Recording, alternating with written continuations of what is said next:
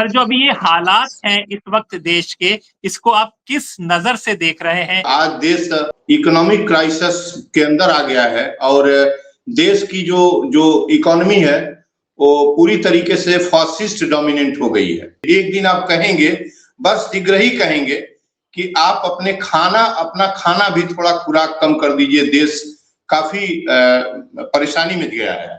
मैं इस पूरी परेशानी के लिए एक आदमी को जिम्मेदार ठहराने की कोशिश करता हूं, वह है honourable prime minister of India Modi ji हैं।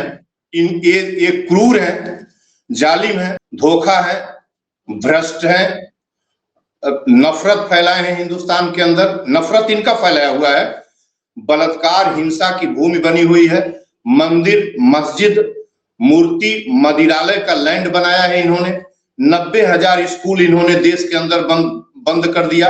अब नरेंद्र मोदी के पास, इसके पास एक ही हथियार है, इस क्रूर जालिम प्राइम मिनिस्टर के पास, कि वो लोगों की चमड़ी उधेड़े, टैक्स बढ़ाए, कमोडिटी का रेट बढ़ा दे। बस इसके पास दो हथियार रह गया है। जिस देश में 30 से 40 करोड़ बेरोजगार हैं, उस देश की स्थिति यह है कि उस देश में आटा चावल दाल तेल चीनी दूध दवा शिक्षा चिकित्सा रेल जितनी भी आइटम्स हैं और पथ पर हेवी टैक्स लगा है। इंसान के पेट की अंतड़ी निकाली जा रही है और पीठ की चमड़ी खींची जा रही है। जिस दिन इन्होंने कहा कि सोना न खरीदे, आप काबिलियत देखिए, 13,000 रुपए प्रति 10 ग्राम पर सोना हाईकअप किया, 13,000। तो ये बयान ये किसके लिए दे रहे थे? सवाल ये है। आप कहना ये चाहते हो कि इस देश के 125 करोड़ लोग जिनके यहाँ फूटी कौड़ी नहीं है, वो तेल जहां वो छोटा खाता था वो थोड़ा एक बूंद डाल के खाए। मैं इसको बताने की कोशिश कर रहा हूं आपकी मीडिया के माध्यम से, अलर्ट मीडिया के माध्यम से, कि इस देश में 80 करोड़ कंगाल और 22 करोड़ कुपोषितों के यहाँ आधे की तरकारी पानी में बनती है। एक बूंद हमने देखा है। हम दूसरे की बात आपसे नहीं डिबेट पर करने आए। नरेंद्र मोदी ने हिंदुस्तान को बहुत खराब जगह पहुंचा दिया है। नमस्कार दोस्तों, मेरा नाम हैदर अब्बास नकवी है और आप लोग मुझको इस वक्त दा स्वतंत्र पर देख रहे हैं। देश के प्रधानमंत्री लोगों को, देशवासियों को बचत का संदेश देते हैं कि आप लोग सोना मत खरीदिए, 1 साल तक मत खरीदिए, तेल का कम इस्तेमाल कीजिए और तरह की सलाहें देते हैं। और उसके बाद प्रधानमंत्री विदेश चले जाते हैं। विदेश जब चले जाते हैं तो देश में कई घटनाएं होती हैं। नीट का पेपर लीक हो जाता है और फिर सीजीआई सूर्यकांत हम जैसे लोगों को कॉकरोच कह देते हैं। इसके पास विदेश में मुसलमान यूएई में बहुत अच्छे शेख से प्रधानमंत्री मोदी गले मिलते हैं और यहाँ पर योगी आदित्यनाथ मुख्यमंत्री नमाज पढ़ने पर कह देते हैं कि सड़क पर अगर नमाज पढ़ी तो फिर उनके साथ कड़ाई से देखा जाएगा। इसके बाद प्रधानमंत्री नरेंद्र मोदी को अवार्ड मिल जाता है और यहाँ पर फिर 5 दिन के भीतर तेल के दाम फिर बढ़ जाते हैं। इसी बीच यूएई में रक्षा समझौता भी होता है, उसके भी कई मायने समझे जा रहे हैं। अब जिस स्थिति में इस वक्त देश है, इसके लिए कोई भी मेन स्ट्रीम मीडिया सरकार की जिम्मेदारी नहीं बता रहा है, सरकार को जिम्मेदार नहीं ठहरा रहा है और सारा जो काम है वो एक आम आदमी के कंधों पर डाल दिया गया है कि अब आम आदमी इसको संभाले। अब तो आप देख सकते हैं कि हमारे साथ जो शख्स हैं उनको आप बहुत बेहतर से पहचानते होंगे। डॉक्टर संपूर्ण आनंद जी हैं हमारे साथ, गोरखपुर से जुड़े हुए हैं, पीएचडी इन हिस्ट्री और कोलॉजी department of history faculty of social science Delhi university से किया हुआ है। और आपने देखा होगा कि अब देश में बहुत कम लोग ऐसे हैं जो खुलकर सच बोलते हैं, सच का सामना करते हैं और सच के लिए खड़े रहते हैं। इसमें से एक आप देख सकते हैं कि हमारे साथ है, इन्हें पूर्वांचल का गांधी भी कहा जाता है। सर, आपका बहुत बहुत शुक्रिया स्वतंत्र के साथ जुड़ने के लिए। हमने आपसे एक बार रिक्वेस्ट की और आप आ गए, इसके लिए हम आपका बहुत थैंक्स कहते हैं। सर, जो अभी ये हालात हैं इस वक्त देश के, इसको आप किस नजर से देख रहे हैं, इसको जरा हमारे दर्शकों को समझाइए। शुक्रिया आपको हैदर जी, और आपने मुझे इनवाइट किया ऐसे इंपॉर्टेंट इशूज के ऊपर जो जीवन से लगा हुआ। आज देश इकोनॉमिक क्राइसिस के अंदर आ गया है और देश की जो इकोनॉमी है वो पूरी तरीके से फासिस्ट डोमिनेंट हो गई है। इसी को फासिज्म की अर्थव्यवस्था कहा जाता है कि आप पहले कहेंगे कि आप इसको कट करिए, कम करिए, फिर आप इसको कम करिए, फिर आप इसको कम करिए। एक दिन आप कहेंगे, बस शीघ्र ही कहेंगे कि आप अपना खाना भी थोड़ा खुराक कम कर दीजिए, देश काफी परेशानी में गया है। मैं इस पूरी परेशानी के लिए एक आदमी को जिम्मेदार ठहराने की कोशिश करता हूं, वह है honourable prime minister of India Modi ji हैं। ये क्रूर है, जालिम है। मेरे एक एक शब्द का इस्तेमाल, मैं सारी शब्दों को परिभाषित करूंगा, कहीं ये फिक्शन नहीं है हैदर जी जो मैं कह रहा हूं। क्रूर है, जालिम है, धोखा है, भ्रष्ट है, नफरत फैलाए हैं हिंदुस्तान के अंदर। नफरत इनका फैलाया हुआ है, बलात्कार, हिंसा की भूमि बनी हुई है। मंदिर, मस्जिद, मूर्ति, मदिरालय का लैंड बनाया है इन्होंने। 90,000 स्कूल इन्होंने देश के अंदर बंद कर दिया। एक्सप्रेसवे, इंटरनेशनल एयरपोर्ट जगह जगह ये बनवाते हैं। 365 एयरपोर्ट बनवाने का प्रपोजल है कमिश्नरीज में। न जाने 145 करोड़ में 144 करोड़ कभी उस पर पैर रखेगा कि नहीं रखेगा। किस अर्थव्यवस्था को यह विकसित करना चाहते हैं, वो भी जल, जंगल, जमीन की विनाश की कीमत पर। किस तरीके से दिल्ली संकट में जी रहा है, पल पल जी रहा है। दिल्ली पर्यावरण प्रदूषण के घेरे में है, वह एक जेल खाने, कैद खाने में है। कब दिल्ली में क्या हो जाए कुछ पता नहीं। फिर भी डिबेट का हमारा आज का विषय से मैं हटना नहीं चाहता। इनका, मैं जिस मुकाम पर भारत को इन्होंने लाकर खड़ा किया है, मुझे लगता है कि यह यदि 25-26 तारीख में, फरवरी में किस तरीके से इनका क्विकली प्रोग्राम बना इजराइल जाने का। 15-16 फरवरी को चेकआउट हुआ और 25-26 को ये इजराइल गए और उसे बेंजामिन से गले मिले और वापस आए। उसके 28-29 घंटे बाद किस तरीके से उसने अटैक करके और एक दुनिया के एक नदीम को, नदीम मैं कहता हूं उनको, मैं उनको हुसैनी कहता हूं, आयतुल्लाह खोमैनी को, उनकी हत्या कर दिया इन लोगों ने मिलकर। और उसके बाद ही just after that crisis start हुई है। जी आप समझने की कोशिश करिएगा। मैं तो यहां तक कहता हूं कि ये न गए होते, ये जालिम न गए होते, हिंदुस्तान को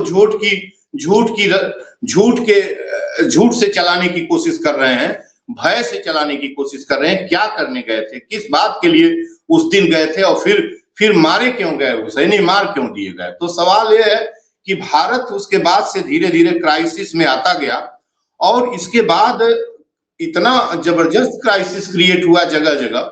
और अब जबकि इस क्राइसिस में ही बंगाल का चुनाव हुआ। बंगाल का चुनाव रोकना चाहिए था, बहुत भारी विपत्ति थी भारत के साथ।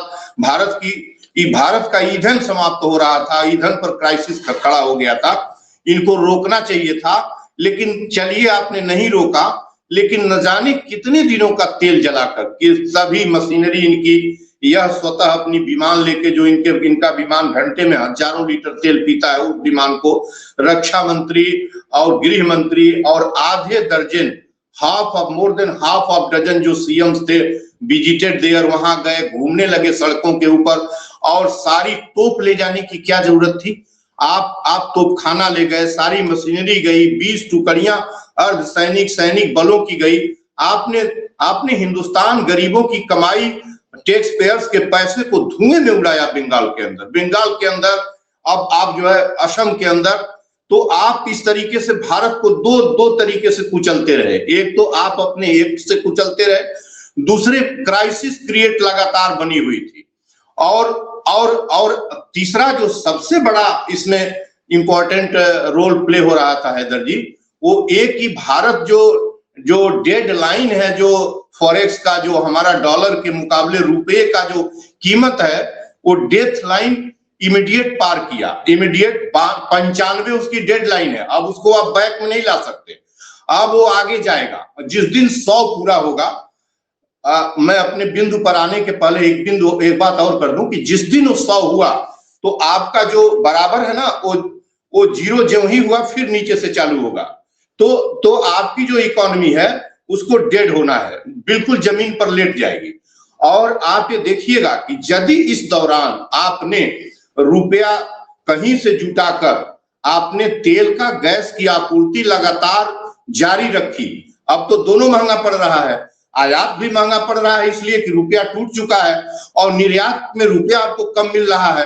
तो यदि आप कंटिन्यू गैस और तेल का सप्लाई जारी रखे तब तो बगावत नहीं होगा। व्यापक हिंसा बगावत अंदर सरकार के अगेंस्ट नहीं, आपस में लोग जिंदा होंगे, मरे होंगे, कटेंगे। बॉम्बे में, दिल्ली में, कलकत्ता में, भुवनेश्वर में, आपके पटना में, आपका भोपाल में, लखनऊ में, जयपुर में, इन जगहों पर हैदर जी मार काट और व्यापक हिंसा होगी जिस दिन रुपया 100 टच किया। अब उसको 92 पर नहीं ला सकते, 92 पर ले आए तो अभी आप फिर एक बार उबर जाएंगे, 92 पर ला नहीं सकते। अब नरेंद्र मोदी के पास, इसके पास एक ही हथियार है, इस क्रूर जालिम प्राइम मिनिस्टर के पास, कि वो लोगों की चमड़ी उधेड़े, टैक्स बढ़ाए, कमोडिटी का रेट बढ़ा दे। बस इसके पास दो हथियार रह गया है। जिस देश का यार 80 करोड़ लोग कंगाल हैं 5 किलो अनाज पर जीने के लिए, 22 करोड़ कुपोषित है, कोई आंकड़ा मैं अपना नहीं बोलता हूं, सब सरकारी बोलता हूं, जिस देश में 30 से 40 करोड़ बेरोजगार हैं, उस देश की स्थिति यह है कि उस देश में आटा, चावल, दाल, तेल, चीनी, दूध, दवा, शिक्षा, चिकित्सा, रेल, जितनी भी आइटम्स हैं और पथ पर हेवी टैक्स लगा है। इंसान के पेट की अंतड़ी निकाली जा रही है और पीठ की चमड़ी खींची जा रही है। इसका निर्यात डेड हो गया है। आयात पर हेवी पैसा देने के लिए पैसा नहीं रह गया, इसलिए कि रुपया डेंजर जोन को क्रॉस कर गया है। तो जब इसको क्राइसिस इतनी भयंकर हो, तो पता था कि बंगाल का चुनाव तो जीत लिया, लेकिन हिंदुस्तान को इसने गर्त में ढकेल दिया, इस देश के प्राइम मिनिस्टर ने। मैं कभी लाइक नहीं करता, मैं संभल के आपके चैनल पर चूंकि पहला डिबेट कर रहा हूं तो मुझे ये लग रहा है कि कहीं कुछ ऐसा न निकल जाए। मैं डिबेट में इतना सहूलियत, यह आदमी क्रूर है, इस धरती का क्रूर इंसान है, क्रूर। इसको सत्ता चाहिए, सत्ता पर सर्वाइवर चाहिए, इसका इंसानियत दफन हो जाए, कोई लेना देना नहीं। अभी जो इसने 6 बिंदु रिलीज किए हैं वहां जाने के पहले, उस पर मैं थोड़ा सा आपसे डिबेट करूंगा जो महत्वपूर्ण है। इन्होंने कहा कि सोना 1 वर्ष तक खरीदे ना। देखिए मैं आपको बता दूं कि, और ये भी कहा कि समारोहों के लिए लोग शादी विवाह में सोने का उपयोग ना करें। ये 2 बात इन्होंने इंपॉर्टेंट कहा। शादी विवाह पहले भी होते थे, सोना आता था, सोने में कभी भी देश का कोई शासक इस तरह का बंदिश नहीं लगाया, जिसको खरीदना हुआ खरीदा। सोना लोगों के खरीदने से महंगा नहीं हुआ है। सोना आप जरा देखिए कि नवंबर 2019 का आंकड़ा देखिएगा और जब लॉकडाउन लग गया तब का देखिएगा, 2900 से 33,000 रुपए 10 ग्राम का रेट था 19-20 में सोने का, और आज 1,60,000 है। आप सोचिए कि जब सोना लॉकडाउन डिक्लेयर हुआ तो सोना और शराब भारत में, मैं एक आंकड़े की बात कर रहा हूं, सोना और शराब का भारी निर्यात आयात चालू हुआ। और सबसे पहले दुकान जो खुली थी देश के अंदर लॉकडाउन के बाद, रेल और कॉलेज तो 16 महीने बाद खुले थे, लेकिन शराब की मदिरालय सबसे पहले ओपन किए गए थे। आपको याद होगा, नहीं होगा, मुझे याद है। और मदिरा की मॉडल शॉप प्रत्येक 100 गज की 1000 गज की दूरी पर खोलने का आदेश आया इंटरनली, और खुल गया, भारत बन गया सर। और सोना कौन खरीदा उस दौरान? डिमोनिटाइजेशन के बाद जो कलेक्शन आया था इन बेईमानों ने, और जो लॉकडाउन के अंदर भारत को जिस तरीके से लूटा गया, मरने वाले मरते रहे, इससे मतलब नहीं हुआ। जो रेमेडी जो के नाम पर जितनी दवाओं पर, टीके पर, ऑक्सीजन के ऊपर, और फिर जो सैनिटाइजेशन हुआ, जितनी भी चीजों पर इन्होंने वो पैसा थोड़े से लोगों के हाथ में गया। और इस दौरान आप गैस करिए कि सोना कहाँ गया। सोना को अरबपतियों ने, खरबपतियों ने, धनी लोगों ने, माननीयों ने खूब जमकर सोने की खरीदारी की। किसी किसान मजदूर के यहाँ पैसा रखा है यार हैदर कि वो सोना खरीदेगा? भूख से तड़प रहा है, 80 करोड़ लोग 5 किलो अनाज में अपनी दुनिया खोज रहे हैं, सोना खरीदने की क्षमता है। मैं एक उदाहरण बता दूं कि ये अंबानी, नीता अंबानी, जो अंबानी की पत्नी है, यह कोरोना लॉकडाउन के अंदर आपको याद होगा इनको मंदिरों पर विजिट कराया जा रहा था। यह कामाख्या मंदिर गई, ये आंकड़े सब ऑन रिकॉर्ड हैं। कामाख्या मंदिर के छतरी के लिए इसने 5 किलो सोना डोनेट किया, आपको बता रहा हूं। और इसी दौरान सोना 46 किलो सोना जमीन के अंदर और ऊपर तक राम मंदिर में जमीन के अंदर गाड़ा गया है सोना।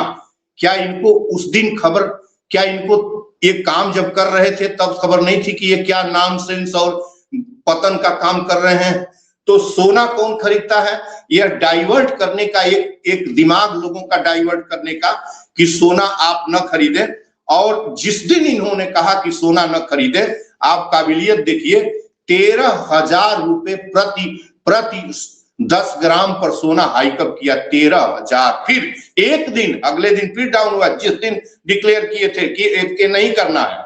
आप किस बात की तरफ ले जाएंगे? अर्थव्यवस्था इनके हाथ से निकली है। दूसरा इनका बिंदु था कि इन्होंने कहा कि तेल कम उपयोग करें। इनके तेल उपयोग करने पर मैं आपका इनका स्केच बता ही दिया हूं, किस तरीके से सैकड़ों हजारों गाड़ियों का काफिला दौड़ता है, जैसे मोनार्कियल टाइप ऑफ गवर्नमेंट में रेड होते थे, दोनों तरफ से आक्रांता एक दूसरे पर दौड़ाते थे, उस तरीके से इसका काफिला, मंत्रियों का काफिला चलता है। और जेवर एयरपोर्ट आपके बगल में है, वहीं रहते हैं। 28 को जेवर एयरपोर्ट का उद्घाटन हो रहा था। 4,000 गाड़ियां, इंडियन एक्सप्रेस की कटिंग पढ़ा हूं, 4,000 गाड़ियां स्थानीय प्रशासन को कहा गया था, ऑर्डर था कि आप इकट्ठा करेंगे, लोगों को लेके आएंगी। 3.5 लाख लीटर पेट्रोल फूंका गया है जेवर के उद्घाटन में। मैं 27 तारीख को ऑनरेबल प्रेसिडेंट को चिट्ठी लिखा हूं ऑन रिकॉर्ड कि जेवर का इनका प्रोग्राम रद्द करें। देश चोरे क्राइसिस के दौरान हो रहा था, ये 28 मार्च की बात है जो हो रहा था, और ये 1 मार्च से क्राइसिस चालू हो गई। 28 फरवरी का घटना है जो हत्या हुई थी उनकी, वो खुमैनी की। तो यहां चला गया। फिर ये गंगा एक्सप्रेसवे पर अभी मुश्किल से 15 दिन पहले उद्घाटन करने आए थे। और इसके बाद बंगाल का जो चुनाव हुआ, तो ये किसको तेल कम खर्च करने की बात कर रहे हैं? आम आदमी तेल खरीदने की स्थिति में है। 100 रुपए की तेल बहुत मजबूरी में वही गाड़ियों में खरीद के डलवा पा रहा है। माननीयों की गाड़ियां जो कितना चाहे जला दे आप, कोई बात नहीं है। धनी लोगों की गाड़ियों पर इन लोगों के लिए कोई मतलब नहीं है। लेकिन जिसने कर्ज से बड़े मुश्किल से गाड़ी लिया, वो सोच कर निकलता है। दूसरी तरफ आप डाकुओं के अड्डे, टोल बनाए हुए हैं, तो वह तो ऐसे ही समझ बूझ के तेल खरीदता है। और छोटा आदमी को तेल का जरूरत नहीं है। तो ये बयान ये किसके लिए दे रहे थे? सवाल ये है। तीसरी बात मैं ये कहने की कोशिश कर रहा हूं, वर्क फ्रॉम होम। किसको यह वर्क फ्रॉम होम की बात कर रहे हैं? इनके वर्क फ्रॉम होम जब होंगे तो जो मिनिस्ट्रीज हैं और जो डिपार्टमेंट्स हैं, इनके खर्चे और बढ़ेंगे। आपको मैं बता दे रहा हूं, मैं उल्टे तरह का व्यक्ति हूं। और वर्क फ्रॉम होम में जानते हैं कौन मरेगा? कल आप रिपोर्ट पढ़े होंगे, फिर नोएडा और गाजियाबाद की तरफ और सूरत जैसी जगहों में मजदूरों की छटनी इनके आदेश के बाद हो गई है। कंपनियों के लोग, मालिकों ने कहा है कि नहीं, हम वर्क फ्रॉम होम करके हमारा खर्चा नहीं निकलेगा, आप जाइए। 3 दिन वो कहा कि 3 दिन में हमारी इंडस्ट्री नहीं चलेगी। अब एक वर्क फ्रॉम होम के आर्डर से सरकारी लोगों का वेतन तो तय है, मिल जाएगा। आप हमें बताएं कि जो असंगठित क्षेत्रों में, जो प्राइवेट कंपनियों में काम करता हो, वह होम मतलब वर्क फ्रॉम होम से उसका जीवन चलेगा? वो चला पाएगा? ये किस तरह का जालिम किस्म का ठग आदमी है। या तो ये मूर्खतापूर्ण बोलता है किसी तरीके से, या तो ये मनुष्यता को मारना चाहता है, हिटलर जैसे। या हम तो इसको कहते हैं कि हिटलर जैसे तुम एक्सटर्मिनेशन कैंप को ऑस्ट्रिया और पोलैंड के पाकिस्तानी बॉर्डर पर बनवा दो, हम लोग चलते हैं, मर जाएंगे। हिंदुस्तान ने यह दिन देखा था कि तुम कहोगे कि ये करिए, ये तो और लोग देख रहे हैं इस देश के भला हो कि इस पर डिबेट हो रहा है। चौथी इसकी बात जो थी, कहा कि खाने में तेल की, आप हमें बताइए। 2 बात इस पर करूंगा। खाने में तेल, इसके लिए तो कोई दिक्कत नहीं है। माननीयों के लिए, अमीरों के लिए, धनी के लिए, श्रीमान कलेक्टर और कप्तान और जो छोटे ऑफिशियल्स हैं तहसीलदार लेवल के, इनके लिए कोई दिक्कत नहीं है। आप कहना ये चाहते हो कि इस देश के 125 करोड़ लोग जिनके यहाँ फूटी कौड़ी नहीं है, वो तेल जहां वो छोटा खाता था, वो थोड़ा 1 बूंद डाल के खाए। मैं इसको बताने की कोशिश कर रहा हूं आपकी मीडिया के माध्यम से, अलर्ट मीडिया के माध्यम से, कि इस देश में 80 करोड़ कंगाल और 22 करोड़ कुपोषितों के यहाँ आधे की तरकारी पानी में बनती है। एक बूंद हमने देखा है, हम दूसरे की बात आपसे नहीं डिबेट पर करने आए। मैंने देखा है कड़ाही में सड़क के किनारे यही जो है स्टोन कटर्स है, वो थोड़ा सा तेल डालते हैं, आलू और जो भी सब्जी उन्होंने डाला, पानी उसमें भर दिया, कड़ाही के अंदर पक के गई, खाना खाता है। तो जीवन किस तरीके से चल रहा था। और इस जालिम को उस दिन नहीं समझ में आ रहा था जब अयोध्या में 22 जनवरी को 22 लाख दीपक प्राण फूंका जा रहा था। इसने तेल में फूंका था। मेरा घर कैंप में तब्दील कर दिया गया था, 3 थाने लगाए गए थे। मैंने कहा था कि मैं अयोध्या में सरजू के तट पर सत्याग्रह करूंगा, गरीबों का राम के नाम पर, तुम बच्चों का जीवन। 22 लाख दीपक जलाया गया था और जो दीपक बना था जिसमें कई टन तेल डाला गया था, जिसमें आग लग गई, बुझ गया। आप जीवन की कीमत पर रिलीजन को सेलिब्रेट कर रहे थे, रिलीजन का स्वांग कर रहे थे देश के अंदर।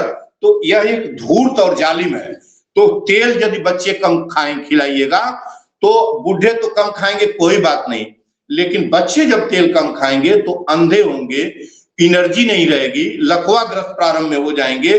चीनी और तेल दोनों को, कार्बोहाइड्रेट और एनर्जी को अर्ली एज में, बिफोर 18 एज में, इन दोनों पोषक तत्वों की जरूरत पड़ती है बॉडी को। इसके बिना ये कितना जालिम क्रूर है कि कहता है तेल खाने पर मैं कहा ना कि इसका फासिज्म अब धीरे धीरे लपेट के ले आ रहा है। अभी ये कहेगा जब गेहूं भारत में 15 रुपया किलो वाला अमेरिका का आ जाएगा, डील हो चुकी है, आपको पता भी होगा। जिस दिन आ गया उस दिन 22 किलो वाला गेहूं जो किसान बेच के नुकसान में है, ये बंद हो जाएगा। और तब ये कहेगा, तब वो खरीदा हुआ गेहूं भी लोग तौल के, नाप के और गिन के रोटी खाएंगे। ये वहां ले आने की कोशिश कर रहा हो। ये इसका आदेश भी, इसका निवेदन भी धूर्ताना है और जालिमाना है। और ये धूर्त जो है ठगता है इस देश को। अगला जो इसका किसान को कहता है कि किसान 50% केमिकल्स जो केमिकल्स हैं, केमिकल मैन्योर्स हैं, जैसे कि डाई यूरिया, इसका 50% उपयोग कम करे। क्या खाद किसान खाता है, पहले बताइए?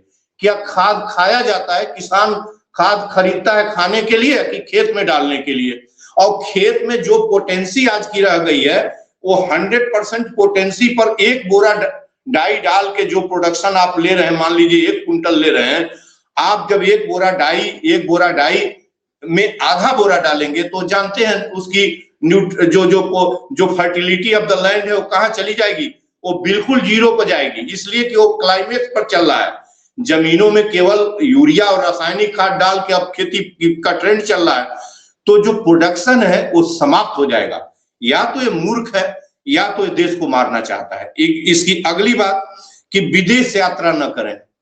कितना बड़ा जालिम है। विदेश कौन जाता है, आप जरा हमें बताइए। माननीयों और अमीर लोग और जो कुछ श्रीमान हैं, कुछ जो विदेशी पर्यटक हैं, वो विदेश जाते हैं।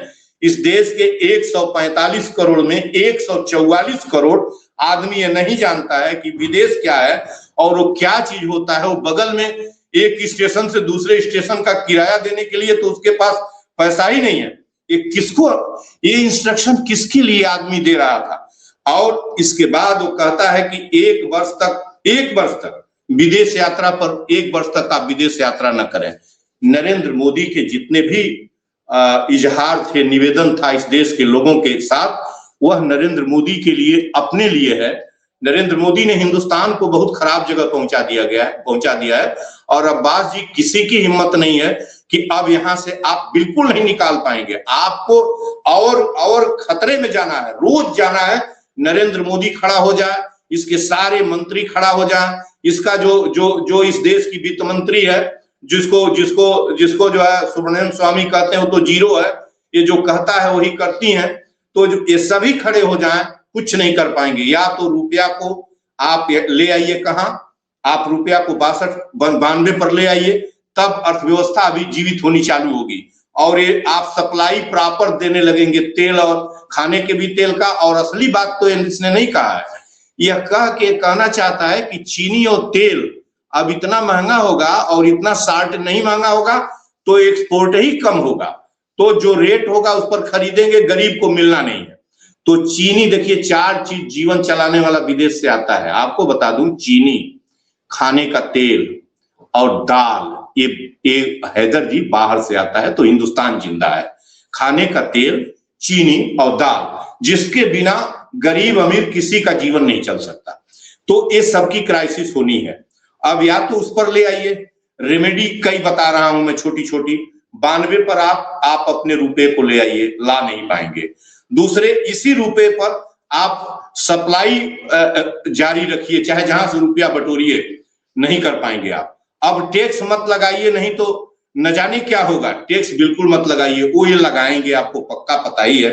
इस परिस्थिति में मैंने एक विकल्प और किया कि ऑक्सफोर्ड के, हार्वर्ड के पढ़े जो सुब्रमण्यम स्वामी हैं, उनके हाथ में अर्थव्यवस्था दी जाए। आप कुछ भी रहे, अब उनको दिया जाए, और जो है, और जो भी अर्थव्यवस्था का जानकार है, फिलहाल वही जानकार है और सस्टेनेबल इकोनॉमी थियरी के फॉलोअर हैं, तो उनको ये दिया जाए। उसके बाद हमने 2-3 चीजें और अपनी ओर से ऐड की है कि इस समय जो है लॉकडाउन, इकोनॉमी की जो लॉकडाउन है, lockdown to avoid the economic crisis, मतलब इकोनॉमिक जो हमारे सामने समस्या है, उसके लिए हम लॉकडाउन लगाएं। उस लॉकडाउन में मैंने कुछ बातें रखी हैं, उसको आप सुन लें तो अच्छा रहेगा। मैं सजेशन दे रहा हूं उसमें, एक कि 2 गाड़ियां 2 सुरक्षाकर्मी, 2 गाड़ियां 2 सुरक्षाकर्मी, 1 गाड़ी 1 सुरक्षाकर्मी। प्रेसिडेंट, प्राइम मिनिस्टर, कैबिनेट मंत्री, इन सबको 2 गाड़ी अधिकतम इनके साथ चले, और 2 सुरक्षाकर्मी, डबल जेट, ये प्लस वो प्लस, एक फौज हजारों की, ये सब नहीं, ये करें। और 1 गाड़ी 1 सुरक्षाकर्मी, राज्य मंत्री, डीएम, सचिवालय के लोग और तहसीलदार और इंस्पेक्टर तक, पुलिस के इंस्पेक्टर तक, ऊपर जितने हैं, 1 गाड़ी और इनके साथ 1 गनर चले, मिनिमम खर्च हो। दूसरा, मैंने ये कहा कि सांसद, विधायक की जो सार्वजनिक जो जो जो जो इनकी यात्रा, इनको बाउंड किया जाए कि ये सार्वजनिक बस और रेल से यात्रा करें। इनके एक सांसद लोगों के कमीशन और चोरी के पैसे से 7-7 गाड़ी, 5-5 गाड़ी, 2-2 गाड़ी लेकर चलता है जहां रेल की सुविधा है। तीसरा, मैंने कहा कि सांसद और विधायक की निधियां जब्त की जाए। अब देर लगाने की जरूरत नहीं है। ये निधियां आप यदि 5-5 करोड़ आप निकाल लीजिए, और 5000 विधायक सांसद हैं, एग्जीक्यूटिव लेजिस्लेशन के मेंबर्स हैं, 25,000 करोड़ रुपया होता है। आप समझ गए ना, 25,000 करोड़ रुपया एक चर खाते हैं, ये लूट लेते हैं। ऑडिटिंग नहीं हो सकती, किसी अफसर की हिम्मत नहीं है इनसे पूछ ले कि हाँ ये रुपया कहाँ जा रहा है, गाली देंगे, मार करेंगे। तो ये जब्त कर ली जाए। 92 के बाद जितने भी मंत्री बने हैं 1992 के बाद, इनका उस 92 में जो अपना डिक्लेयर अपनी प्रॉपर्टी का किए थे, उसको छोड़कर इनकी सारी प्रॉपर्टी मंत्रियों की जब्त कर ली जाए। उस प्रॉपर्टी को छोड़कर, और उस पर 10% का डियरनेस छोड़ दी। 10% का जो महंगाई भत्ता है, ग्रोथ है इकोनॉमी का, ग्रोथ का ये महंगाई करिए, उसको ऐड करके दे दीजिए। बाकी किसी के पास 1000 करोड़ से कम की दौलत नहीं है। चौथी बात हमने कहा कि 92 के बाद जितने भी राजनीतिक दल हैं, 92 के बाद नहीं, अब तक के जितने भी राजनीतिक दल हैं, इनकी पूंजी पर जो इनकी संपत्ति है, इनका रिसोर्स है, चल अचल, इसको सब छीन लिया जाए। ये चोरी और डकैती का है। हिंदुस्तान में जबरदस्त चोरी और डकैती का है। पॉलिटिकल पार्टी का जो पैसा है, वो किसी व्यक्ति ने अपने घर का जमीन बेचकर, अपने वेतन के पैसे से नहीं खड़ा किया गया है। यही निधियों का पैसा वहां ले जाके रखा गया है, चंदे के रूप में पैसा लिया गया है, वो अलग है। 5वीं बात हमने कही कि 92 के बाद जितना भी भारत का प्रॉपर्टी जो पब्लिक सेक्टर्स का है, जो पीसीयूज हैं, और जो प्रॉपर्टी है जो प्राइवेट हाथों में बेची गई है, अब उसको छीन लिया जाए। देश की इकोनॉमी बचाने की बात मैं आपको कर रहा हूं, बचेगी नहीं इकोनॉमी। आप इस डिबेट को बार बजाइएगा, नहीं बचेगी। आज मैं कह रहा हूं, बचेगी तब जब एक खाल खींच लेगा, फिर रेट बढ़ाएगा तब बचेगी। और रेट बढ़ाएगा तो मनुष्यता कहाँ मर जाएगी। हम आप तो सरवाइव कर लेंगे कि आप एक एडिटर हैं और हम एक अध्यापक रहे, हम सरवाइव कर लेंगे, लेकिन लोग कहाँ जाएंगे? 125 करोड़ लोग किसके दरवाजे पर जाएंगे? ये बात हमने कहा। और जितने भी प्राइवेट पूंजी है उनको भी जिनसे जिस दर पर उन्होंने कंपनी खरीदी है उस पैसे को वापस करिए, उस पर 10% का लाभांश ईयर वाइज दे दीजिए और उसको छीन लीजिए जितने। और इसके बाद सबसे महत्वपूर्ण बात यह है कि जो ट्रायंगुलर है प्रधानमंत्री का, अडानी का, अंबानी का, ये ट्रायंगुलर ऑफ द 3 पर्सन्स इस देश के अंदर विगत 10 वर्षों से काम कर रहा है। एक बड़ी बात आपको बता रहा हूं, ये ट्रायंगुलर पूरी इकोनॉमी को जो कहा जाता है ना कि स्नेक जो कहा जाता है कि गाड़ देना ना, उसको ये लोग गाड़ दिए हैं। उसमें prime minister of India mister Narendra Modi हैं और ये अडानी है, अंबानी है, तीनों को बैठाया जाना चाहिए। मैं नहीं कहता कि इनको हिरासत में लिया जाना चाहिए, यद्यपि इस हिंदुस्तान दूसरा देश होता तो अब तक इनको हिरासत में ले लिया गया होता। तीनों को हिरासत में लेकर पूछा जाना चाहिए। अडानी अंबानी जिनके पास 22 लाख करोड़ रुपया इस देश का है, 54 लाख करोड़ रुपए का, हैदर जी आपका बजट है भारत का 54 लाख करोड़ रुपए का, लास्ट बजट 53.54 लाख करोड़ का, उसका 40% ऑफ द टोटल बजट है टू दिस पर्सन। आप बताइए कि यह इनके पास कहां से और क्यों है। और जबकि हमारी कॉन्स्टिट्यूशन और प्रिम्बल ऑफ कॉन्स्टिट्यूशन में सोशलिज्म शब्द का स्पष्ट तौर पर उल्लेख है, जिसको ये खत्म करना चाहते हैं, कहां उसमें है प्राइवेट शब्द, कहीं नहीं है। आप इनसे पूछा जाना चाहिए कि इकोनॉमी का आपने क्या किया। 23 पब्लिक पीसीयूज को अकेले अडानी ने कैप्चर कर लिया या बेच दिया। इन्होंने कैप्चर का किया, बेच दिया नरेंद्र मोदी ने। अब वक्त आ गया है कि नरेंद्र मोदी को, अडानी को, अंबानी को अलग से बैठाया जाना चाहिए। बैठाकर इन लोगों से पूछा जाना चाहिए कि हिंदुस्तान कहां खड़ा है। इन्होंने हिंदुस्तान को हिंदुस्तान नहीं रहने दिया।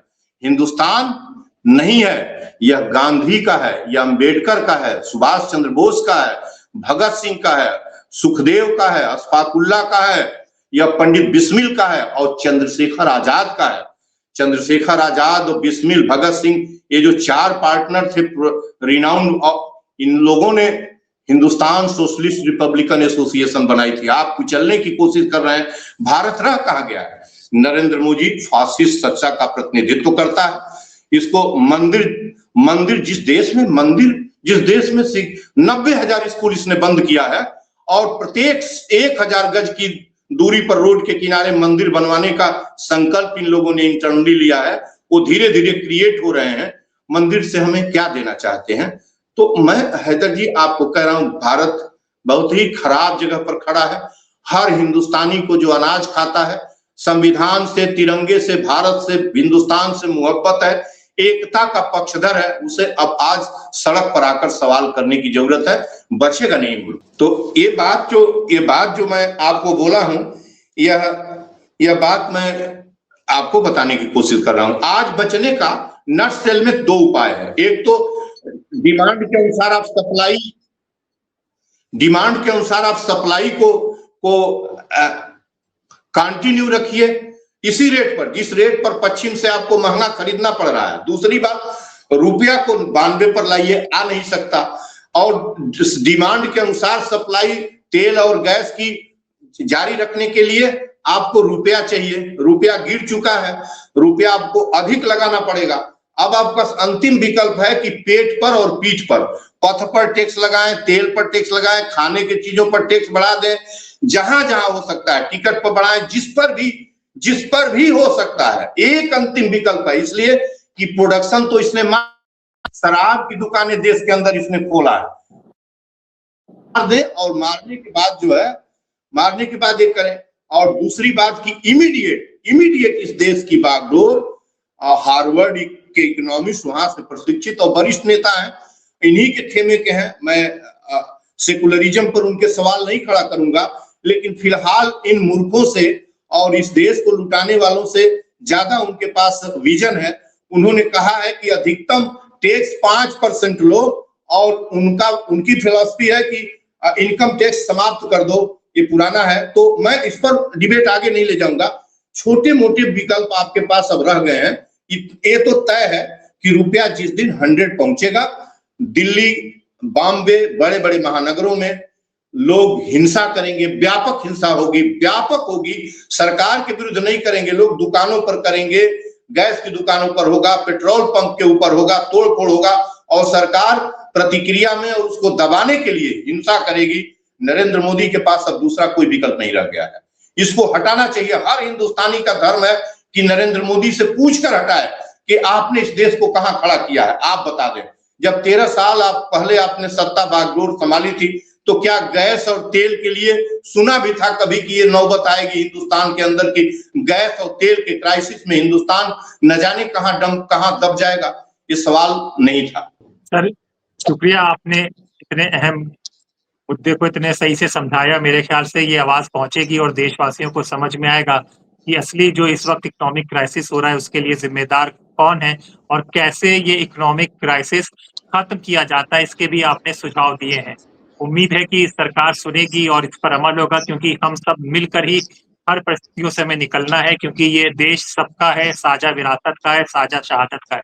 सर बहुत बहुत शुक्रिया द स्वतंत्र के साथ जुड़ने के लिए, और हम आगे भी आपके साथ इन सब पहलुओं पर, देश पे जो चल रहा है उस पर चर्चा करते रहेंगे।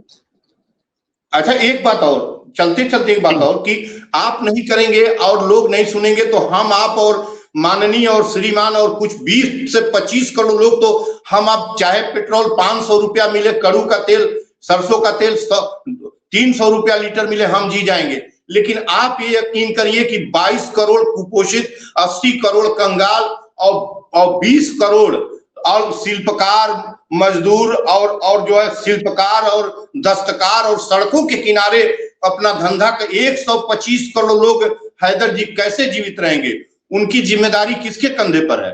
हम उनकी बात नहीं सोचेंगे। आप हमें बताएं, इस चीज को, इस बात को करने की जरूरत है और इस बात को इनको बताने की जरूरत है। या तो सत्ता छोड़ दें या तो संभाले इस मुल्क को। और ये नफरत, आज इनको ये लग रहा था कि ईस्ट इंडिया कंपनी की तरह भारत जो बंगाल का चुनाव हुआ है, जो इनका विजय हुआ है ना, मैं मानता हूं कि हिंदुस्तान को इन्होंने 2 तिथियां, एक तो इनका इजराइल जाना, उसके बाद खुमैनी का मारा जाना, और बंगाल का चुनाव और बंगाल के चुनाव के बाद भारतीय अर्थव्यवस्था का धड़ाम हो जाना, ये 2 इतिहास में दर्ज रहेगा। नरेंद्र मोदी सतर्क हो, बिल्कुल संभले नरेंद्र मोदी।